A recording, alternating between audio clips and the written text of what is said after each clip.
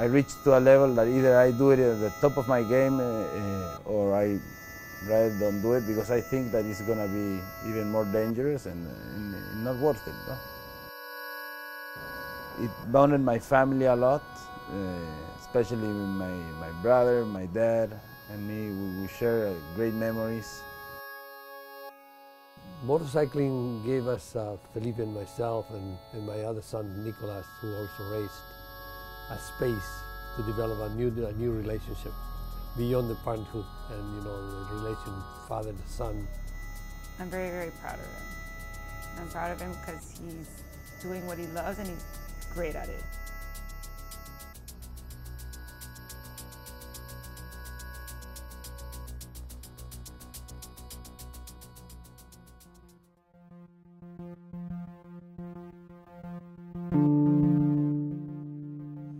Definitely the beginning was when I was, as I told you before, probably 8 years old in BMX.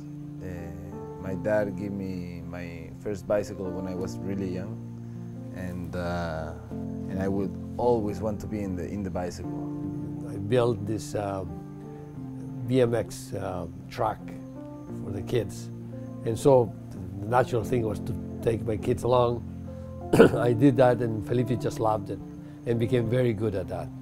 And yeah, when I started BMX, I think that's the start of everything. And I would always have my family supporting me there. We had a beach house in the Pacific in Chile, and we bought these quadra tracks, these four-wheel drive motorcycles. And so we would use them in the sand dunes, and for us, it would take the kids on the back. What we didn't know is that while we were doing a siesta, the kids would take the ATVs out and, you know, go jumping on the dunes and doing crazy things. In secret, he would take these ATVs out and go and compete. Nobody knew he was competing on the weekends. And he became very good. And when I went back to Bolivia 2 or 3 years later, it was too late to stop him. He was already the best in town, and then he won the national championship, and I supported him. When I came here to the U.S., I came to study, and at that time I didn't really, I left the racing for at least 8 years. But when he started working and his brother got a job as well, they bought these Italian motorcycles. They were beautiful. These MV Agustas were like the thing to have. They were beautiful, beautiful bikes, beautiful engineered. The design was amazing, but we didn't know how to ride them. So a friend of mine, an Italian friend of mine at the World Bank, he told me, you know, why don't you take your kids to race? I said, you're not understanding it. It's so dangerous. I don't want them to race. Racing is much safer than riding on the streets. It would make me more nervous when he was on the road. When he first started, him and his brother bought a bike, and they would go at 5 in the morning or at 4 or 3 in the morning, really early when there was no cars, or, you know, or really late at night. And I didn't sleep. I hated it. I thought it was the worst thing in the world. One day we didn't know what to do. It was a Saturday. We grabbed the bikes and we go to try to do some go-karting. As you can see, always my brother also. Anything with racing we would like to do.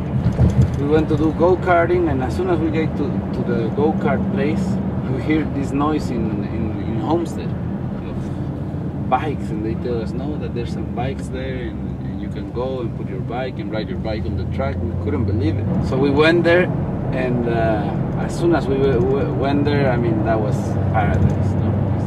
It was love at first sight. Like 2 weeks probably or 3 weeks later, we signed up for our first track day. Bought all the suit without knowing anything, and we bought all the equipment to go to the track day. We go to the track day, and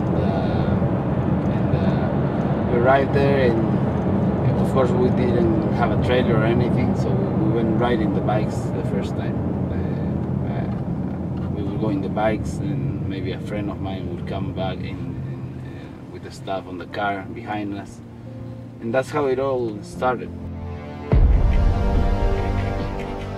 Very few people understand what's racing for me. You only understand it if you're there and you're passionate about it. in this case, it gives me joy because I know that it's something that he loves to do, and I know it's his passion, and I see how happy he is when he's out there, and that makes me really happy. And I need to improve every race, and I'm very tough on myself. Today, for example, it was a very hard day. And from the start, I didn't feel good with the bike. Then you start thinking, whether it's the bike or it's you.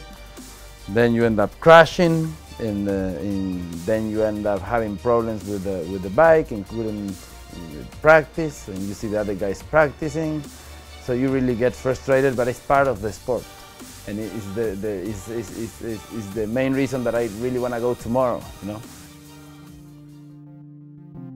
Yes, there's fear, of course. Of course there's fear. But I know that he's very conscious, and I know he makes smart decisions. There's been times when he could have, gotten to first place, but he, made the right decision to move back.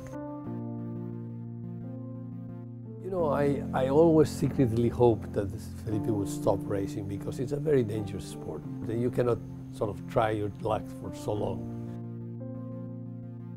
Because if it happens, it has to come from him. Because you can't take someone's dream away. I mean, I couldn't imagine if I was doing something he didn't want, I always tell him before he goes out, be careful, you have kids now, please be careful.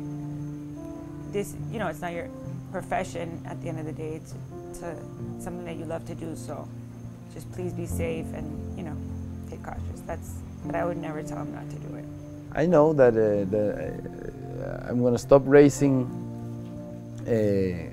professionally or in CCS as well, but of course the racing is going to keep in me, and probably I'm going to do some track days, and the idea that I have is try to cool down a little bit and see how can I replace this, because I really need, and I think that my wife and family knows that I need something like this to replace. No? It's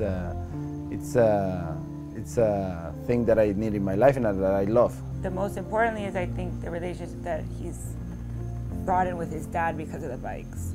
We started all going, and we would all be there with him, and it kind of brought us all together, and now we stopped going a little bit because his dad started coming, and I think that that's really nice that he's created his bond with his dad, and his dad has spent time with him, and it's nice. So now we have to figure out what to do together. Some other sport, nothing like motorcycling for the adrenaline and the emotion. It's a beautiful sport. We really had a lot of good time. We enjoyed that.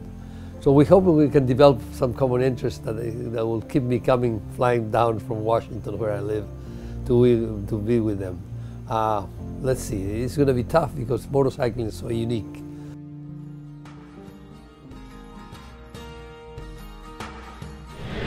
He's always had it in his blood since really little, so I can say that he always had that adrenaline for anything that had to do with speed, so I always saw him doing something that he was passionate.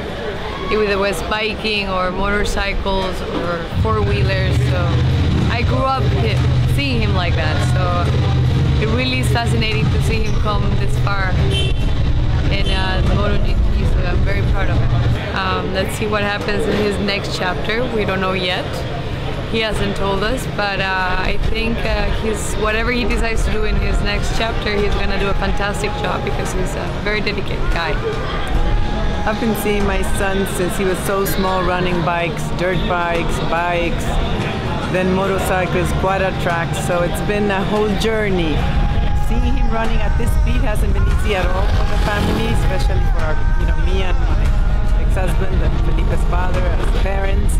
And now seeing the two babies that he has, I think it's time to hang the helmet out. But he did a wonderful career, and we love him. So firsthand, I know how good he is at this.